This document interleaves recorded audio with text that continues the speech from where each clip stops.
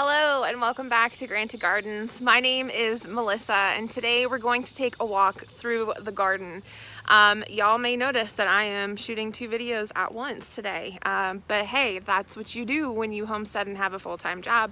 You knock everything out on the weekends. Alright, so I've got some things that I really am dying to show you guys. On the flip side, I don't really know if there's a ton of things to be picked yet. I don't know, maybe we'll find some surprise stuff. First off, my squash here. I think this is the Butternut Squash. Look at these flowers.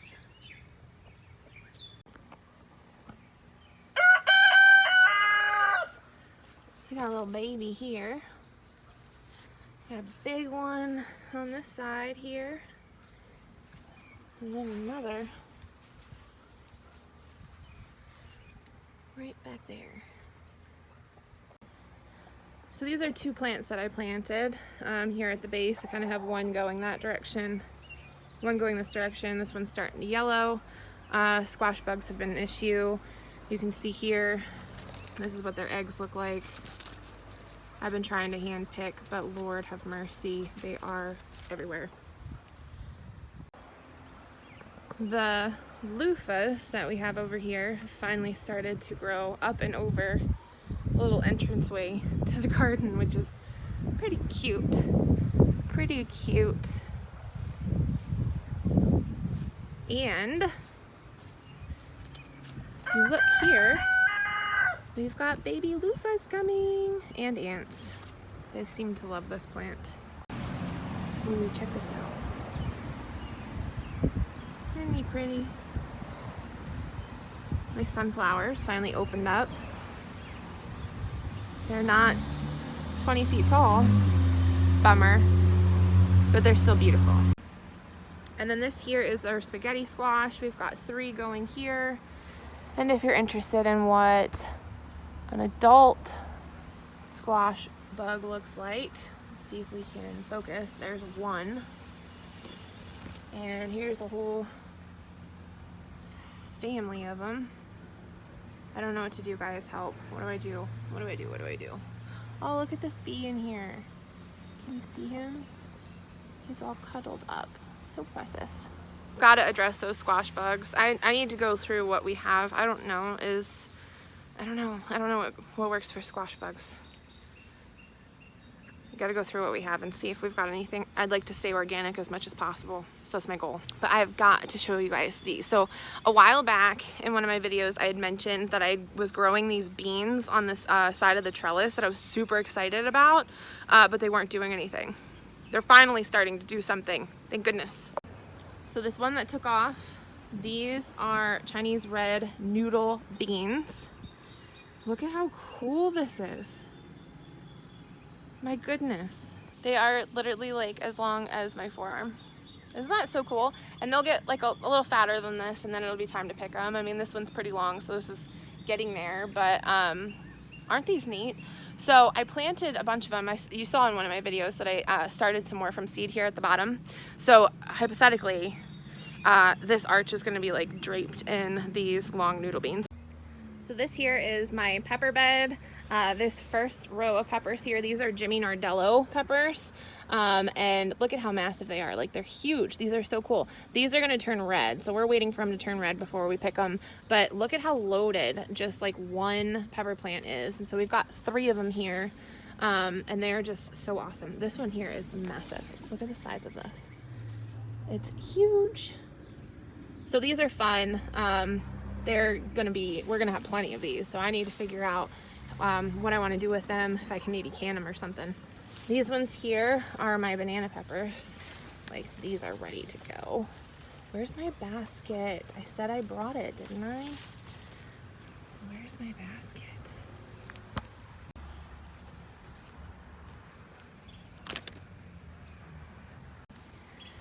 And then these are blot peppers, which I do actually have one that is getting there. He's not ready yet, but isn't that pretty?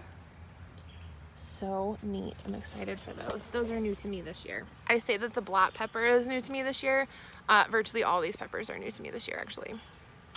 And then these here are my Brussels sprouts. They look a little curly. I don't know. Are they thirsty? maybe. But they're coming along. I don't know if you can see in there. You can see in like the little armpits. That's poopies. That looks like a bug poopy. But you can see that they're starting to form a little bit in the armpits, so very exciting. And these are Cuca Melons that are already taking over. I'm gonna pull some of these out and sell them because we've got tons. And then we're gonna keep some, but we're probably gonna move them because like this is no place for a Cuca melon to be growing. So these are Scarlet runner beans. I almost kind of feel like I just grew these just to have a background when I'm shooting videos, because I always tend to come over here and like use this as a backdrop because it's beautiful. But all of these vines here, I picked one bean. One bean. Probably not growing these again. So these are going to be coming out here soon. I'm going to be replacing them with the Chinese red noodle beans, but they do offer a pretty backdrop, don't they? Oh wow, check this out. Look at this loofah. He's nice size. He's getting places. That'll probably be our largest one, our first one done. I don't see anything else quite that big. Exciting. So my tomatoes are finally like starting to put off tomatoes. Like we actually physically see tomatoes now, which is good. But I still feel like there's not that many tomatoes on here. So this year I grew different types of tomatoes on purpose because my goal this year was more to have stuff available for canning. So salsas, spaghetti sauce, pizza sauce, stuff like that. And so I grew different types of varieties than I had grown last year. I don't know. They just seem like there's not that many tomatoes there right now. But I'm also giving myself grace. I don't know, you know, maybe I'm jumping the gun a little bit. But it just looks like there should be more tomatoes there. Okay, so the loofahs are the star of the show today. Look at these flowers. Aren't they beautiful? Yeah, the loofahs are stealing the show. Okay, so these are my peas. I rave about these every single time that we are out in the garden. I love these peas, like they're my favorite. And I've got great news for everyone. A round of them actually did make them into the house. I didn't eat all of them in the garden. We ended up having them for stir fry for dinner last night. I'm pretty sure those are the only ones that are gonna make it in the house because these are so darn delicious. They're so sweet. These are sugar snap peas. I think I got them from Baker Creek and they're stellar. But obviously you can see they're starting to die off. Their lifetime has just faded. It's hot. This is not their time that they like to grow. So they're dying off a bit. So we're gonna rip them out this weekend as well. Cabbage is having a hard way to go. Per usual in this garden. We've been trying to keep up on it, but I don't know. Wish for the best. Tyler tore out his beans that were here, planted more of the Chinese noodle beans. I think we're both really excited about those this year. And then here's Tyler's tomatoes. Look at how tall this is. That's gotta be easily like 10 feet tall. I mean, it's crazy. His tomatoes always get really big, really fast. They also get a little bit more sun over here than they do in my bed, but he's got tomatoes on there. And then here we have our sugar baby watermelons. That is not good though. That's not a good sign. Something went bad over here, but we're gonna pick this off so that it doesn't spend any more time trying to fix it. We got flowers on here, so that's a good sign. Here's what it should look like. There's a little baby started. So those are doing good. Climbing up, have not quite reached the top yet. But we'll put him up there a little bit. And then over here, these are more spaghetti squash. I think I showed you earlier on the other side. Down here, these are our kohlrabi. I'm looking and I see worms. Oh, those are new. It's a new kind of worm. Usually we see the green ones on here. So these need addressed. But that one's starting to form a head. Pretty cool. The onions laid down. So we're gonna probably wait till they brown a little bit. And then those will be ready to pull. You can see that they're not massive, but they've definitely got some shape to them. This was a volunteer. This is a black-eyed Susan that just kind of popped up in the middle of the garden bed, quite literally in the middle of the walkway. Very inconvenient spot. I don't know how it got there. Like, we're still really confused about how it got there. We used to have black-eyed Susans along the fence line, but not in this bed. So, surprise. I did have 2 okras back here. One of them got stepped on, so I'm down to 1 okra plant. Okay, all right guys, so we're in Maryland, zone 7A, I believe, 7A. And this is my okra plant. Is this normal? I mean, I think that's like, is that a, no, that's an okra. That's 1 okra on there. Like, should it be bigger than this by now? I mean, it's only about 12 inches. What am I doing wrong? I feel like okra is supposed to be easy to grow. This is my celery, which was like an afterthought back here, but it's not dead, so just needs to thicken up a bit. I can see cucumbers. Yay, my favorite. Usually when I'm out here, I just go ahead and refer to these as pickles. I'm like, I gotta go pick my pickles. Because, come on, let's be honest. That's what it's gonna end up being. All right, we have more cabbage here, which also is getting eaten alive. And then this is a volunteer squash. We don't know what it is. We will find out, I suppose, fairly soon. This is another round of Tyler's dragon tongue, I think they're called, beans that he planted. And look, they're loaded. So we recommend the daylights out of these. Look how pretty they are. And they did so well this year. I mean, tons and tons of beans. Tons. We've got 1 zucchini left on here we're gonna let grow. And after that, this plant is coming out. It has been completely taken over by squash beetles. You see those little squash bugs? Ugh, nasty little sons of guns. So all the squash plants up here are coming out today. Well, all of the zucchini and the crookneck squash, I think. See the rat on those? Yeah, those aren't even, they're getting mushy. They didn't make it. We are going to leave in the butternut squash though. That's hanging off the deck because that one's not quite ripe yet. So a little while back I had an opportunity to take advantage of a Lowe's program that they had going for summer. They were giving away free garden kits. So you guys saw me plant it. I'll link the video here. But this is the plant. It's doing pretty well. And we're actually to the point where we are getting tomatoes on it. So this one is called a Candyland Tomato. It's definitely a first. I'd never even heard of it, let alone tried it.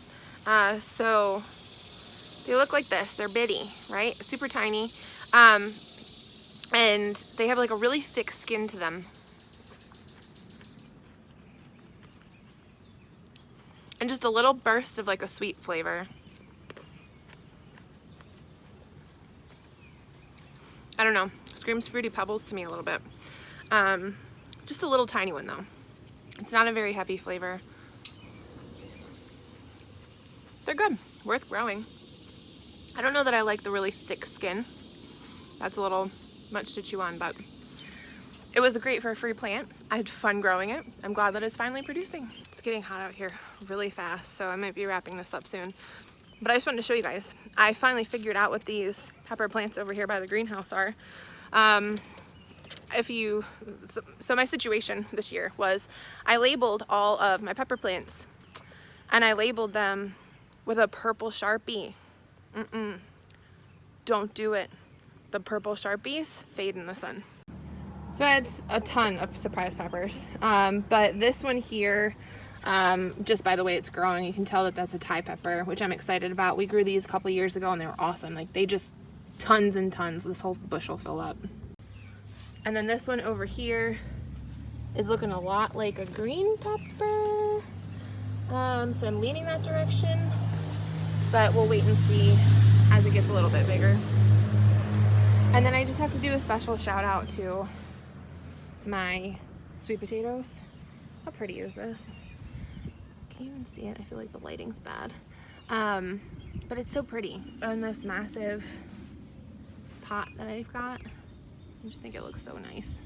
The sweet potatoes were afterthought. One of my good friends that lives in the area had bought a ton of them, and she was like, hey, you want some sweet potatoes? And I was like, of course I do. I was like, I've never grown them. I don't know anything about them. But yeah, I'll take sweet potatoes. And so like I did a smidgen of homework because that was also when we were planting everything and it was like really crazy. And like they said that if you have a big enough pot, you can plant them in a pot, kind of like our potatoes in buckets, I guess. So whatever, we're trying. I mean, worst case scenario, it looks gorgeous. So we've got the ambiance for the summer, which is also a huge part of growing a garden, right? Is just for you to be able to enjoy it. Getting food from it is just like a heavy, heavy plus. While I'm back here, I just have to show you guys. So we discovered these this year. And like literally all of the backwoods are totally lined with them. Like we've got a ton. And so initially I thought they were raspberries, okay? You can get kind of a close look at them. I thought they were raspberries, but then I did a little bit of homework and I actually think that they're Logan berries. Which basically the breakdown of a Logan berry is it looks like a raspberry but tastes like a blackberry. But they're so good. And so that one was a little tart. It was a little soon. Well, we've picked a boatload of these things. And so I have them in the refrigerator. I'm planning on making like desserts with them. And then I'm hoping that I'll have enough to make some kind of like jam or jelly or something. So you all hear me talk about this tree fairly often. It doesn't look super pretty right now, but it usually looks really gorgeous, has these massive leaves on it. And then about twice a season, like twice a summer, not twice a season, these worms appear on this tree and just demolish it and just take it down to absolutely nothing. So this is called a Cataloopa tree, and that is a Cataloopa worm, and they're literally covering, like, just pick a leaf and go underneath. They're literally covering all of the leaves on this tree. It's kind of it's a lot to watch. Like, if you've got like issues against creepy crawlies, you would never be able to live with this tree in your yard because there's just millions of them completely covering it. And I'm not standing directly underneath of it, but even where I'm standing right now, you hear like this constant like drop. It kind of sounds like raindrops. It ain't rain, sister. It ain't rain. But what's really cool about this tree is that chickens love to eat these worms. So at these times of the year, we just get like endless chicken snacks. So now I gotta take you guys back to the gardens in the woods. So we have not really done much of an update on this, quite frankly. We don't really come back here that often. So the backstory here, if you have not followed us, let me see if I can find some shade. No. So the backstory here, if you have not followed us, is that we've got a lot of property is covered in woods, right? And so we had this section got cleared out from the electric company, long story short, and we've been looking for a way to utilize this space back here for like the longest time. So we decided that we wanted to try gardens back here. Of course, you know, Granted Gardens, that's what we do, right? We garden, we put gardens in everywhere. And so we did. We turned a little bit of the space into gardens. And this year we're growing sunflowers and pumpkins. So I'll show you the pumpkin patch and the sunflowers, and you can kind of see how they're doing. I haven't been back here to check on them in a while, so it's good that I'm back here.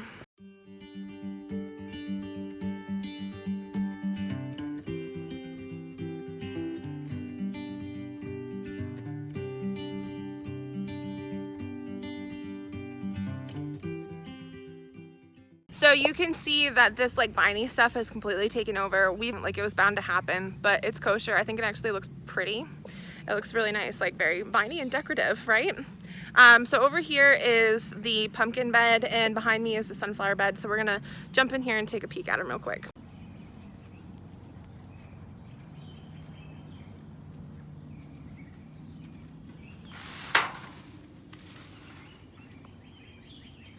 Okay, so sunflower bed. Not what I had in mind. Not what I had in mind. But we've got a couple troopers here. So when I said sunflower bed, I had this like envision of like this whole bed just being completely crammed with sunflowers. Well, obviously we've got a lot of stuff that just grows wild back here, so we had to put down the weed tarp, and then once we did that, it was kind of like hard to fill the whole thing with sunflowers. You had to poke holes in order to dig them. So sunflowers probably won't go back here again. I think this is a fail. I think this is a fail, but hey, you know, at least there's a couple in here hanging on. Now we'll head over to the pumpkins.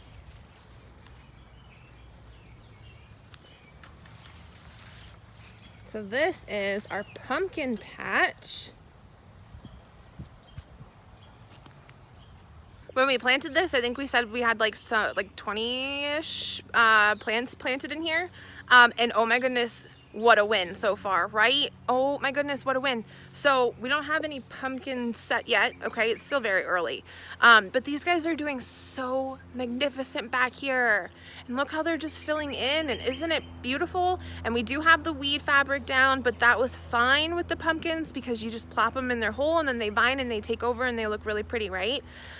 So I would say that the pumpkin patch, at least to this point, is a solid win. Now, one thing that's been really nice about this setup is it's in the woods. Like you can see, I mean, we're completely surrounded by trees.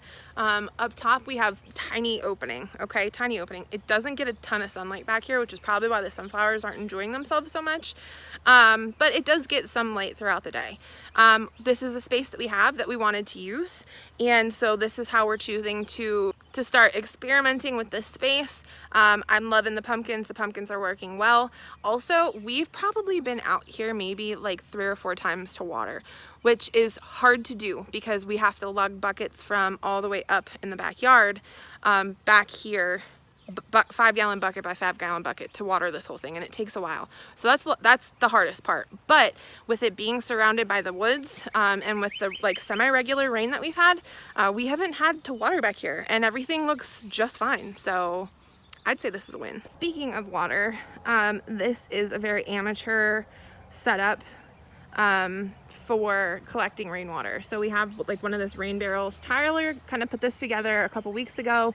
We haven't had the chance to like get an actual rainstorm, and then obviously once we get a rainstorm we have to edit all of this, but right now we have it up, and really the next step is to just figure out what we need to do to make sure that it's functioning fully. That whole setup will be discussed with you guys in like its own separate video, so you'll get all of the information on that. I promise we won't withhold it, but it's gonna be its own video.